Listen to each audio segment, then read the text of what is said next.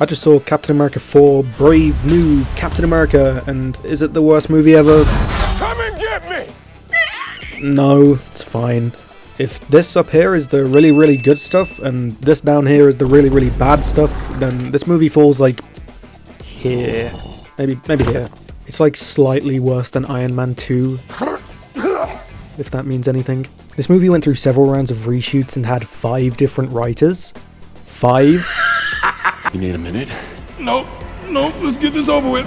I got shit to do today. I don't know if you've been in a fight before, but there's usually not this much talking. So how exactly did we get here? I want to talk about how this movie was made, because honestly it's more interesting than the actual movie. So we got introduced to Sam Wilson as Captain America back in 2019 when Joe Biden gave him the shield, and then 2 years later we got The Falcon and the Winter Soldier, which honestly should have just been a movie. As it stands, the show isn't really long enough to justify being a show, and the theatrical release would have cemented a non-Chris Evans Cap, far more than just dumping him onto a home release and hoping people watch it, but oh well. In 2022, Kevin Feige went up on stage to announce Captain America New World Order, scheduled for release 2 years later in May of 2024. I am very happy to confirm that Sam Wilson will be appearing in the next Captain America film, which is called Captain America New World Order. This release date ended up being delayed to February 2025, so what did they do to keep the character relevant during a 4-year gap?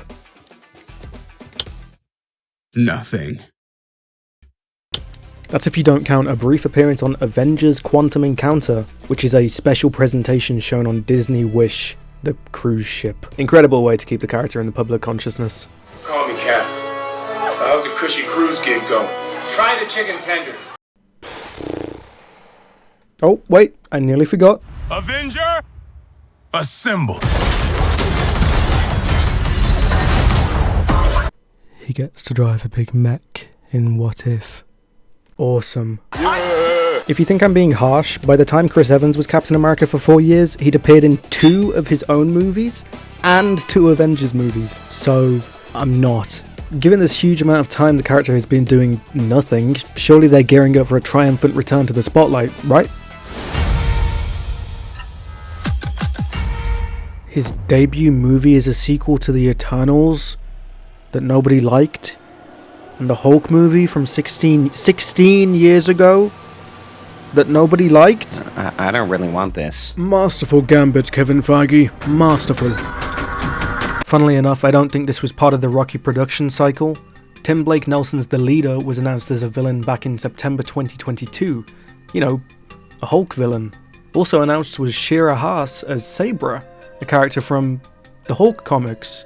And then in October 22, it was announced that Harrison Ford would be succeeding the late William Hurt as Thaddeus Ross. And it was pretty obvious from the jump they were going to do Red Hulk, who is, again, a Hulk villain. That being said, making a soft sequel to 2 of the worst performing Marvel movies ever sounds like a bad idea, but the movie has already made like $200 million in maybe 3 days, which is when I'm recording this, 3 days after release, so who the fuck knows, nothing makes sense anymore. All of these announcements were made when the movie was called New World Order. Captain America New World Order. Which is a good place to start with the horrible production cycle.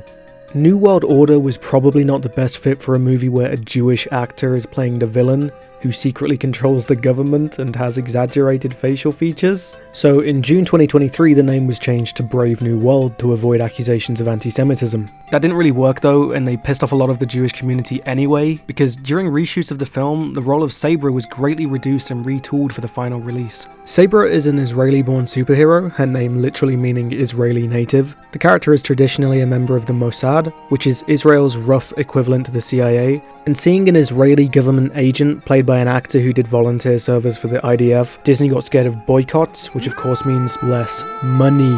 So they decided to course correct at the last minute by changing her backstory to her being a former Black Widow instead. This results in an awkward situation where the character's reduced role upset people on one side of things, and the character's inclusion at all upset the other, so nobody's happy. Great! She honestly doesn't really do anything in the movie, and probably would have been better as a character we already know, like Sharon Carter or Maria Hill, but both of them were victims of Disney+, so I guess never mind. You might remember that I mentioned delays earlier, and the first of these was due to the actors' strike for obvious reasons, and the second one was just after the actors' strike finished, with insider claims reporting that it was to retool the movie's action sequences because they weren't exciting enough following poor test screenings. This resulted in extensive reshoots that entirely got rid of some of the main cast. They've been just scrubbed from the movie. They're gone. What's going on with Captain America Brave World? Are you still in it? Releases in February. I wish it the best, but I am not a part of that film. The main casualties were the original Serpent Society, with WWE star Seth Rollins in a mystery role, probably Anaconda or something like that, and Rosa Salazar as Diamondback. We know this from set photos and also McDonald's toys, which is funny. The Serpent Society got retooled into Giancarlo Esposito playing Giancarlo Esposito and the mini-boss that Sam fights at the start of the movie. This is one of the more obvious reshoots because they cheap out and reuse a set from Loki. Thought we wouldn't notice, but we did. I think these changes in particular are kind of a shame because the Serpent Society isn't just a name, they're actually snake-themed. It's fun and a little bit campy, which could have added some much-needed personality to the movie, but instead we got guy with gun. But who knows, maybe they were just mercenaries in the original as well. There's literally no way of finding out. There was also some pretty drastic changes to the leader. All of the leader's scenes are probably reshoots because they changed his entire design halfway into the production. Thanks to Funko Pops and merch leaks, we can see his original design. He's got a big ass forehead, his big ass brain. I think his design was probably altered to avoid another MODOK situation because... Surprised to see me? Look at him. You can see glimpses of the early look in some trailers still. He was meant to show up at the fight with Red Hulk using one of those America top hats to cover up his big head.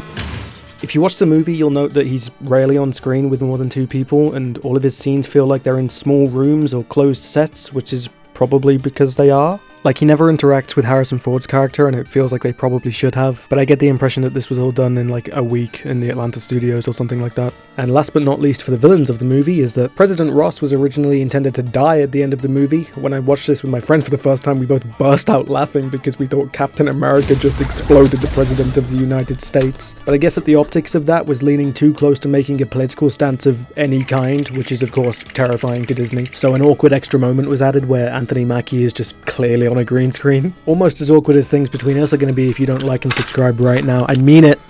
They actually used a lot of the footage from the funeral scenes in the trailer to try and trick people into thinking something of consequence might happen in the movie. Liv Tyler was spotted on set during these scenes, reprising her role as Betty Ross, which all but confirms it was Ross's funeral and not somebody else's. The final major change I could find was the inclusion and subsequent exclusion of Amadeus Cho, who's like a genius kid who eventually becomes a Hulk somehow. I don't fucking know.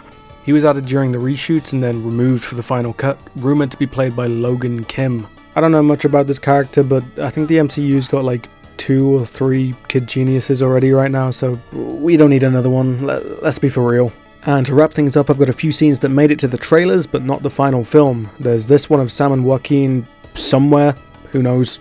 Some cut action moments for Sabre and,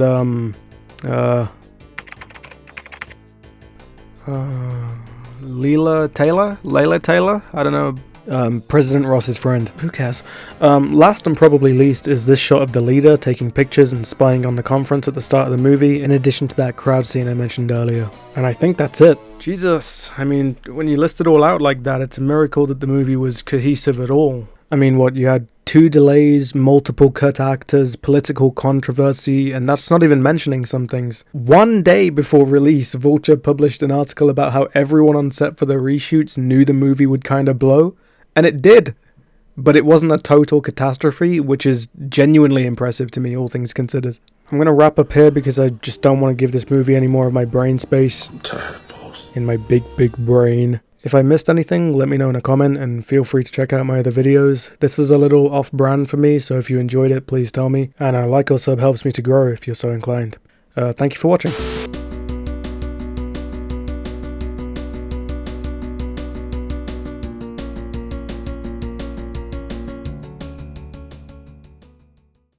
Yeah.